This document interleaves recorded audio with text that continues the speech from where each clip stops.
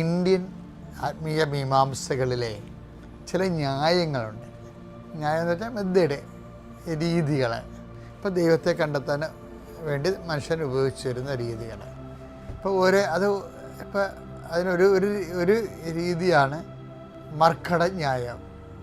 നിങ്ങൾ കേട്ട് കാണാം. മർക്കടൻ ന്യായം എന്ന് വെച്ചാൽ പിന്നെ ഒരു മാർജാര ന്യായം.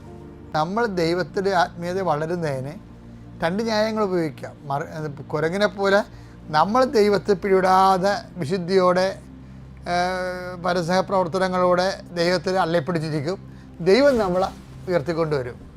മറ്റത് നമ്മളൊന്നും ചെയ്യത്തില്ല, അവിടെ നമുക്ക് റോളില്ല. ഒരു ഭാഗം കഴിഞ്ഞാൽ പിന്നെ നമ്മളുടെ കഴിവിന് വലിയ അർത്ഥമില്ല. ദൈവം തന്നെ നമ്മളെ സഹായിക്കണം. ദൈവം തന്നെ, തള്ളപ്പൂച്ച തന്നെ കുഞ്ഞിനെ കടിച്ചുകൊണ്ട് പോകണം.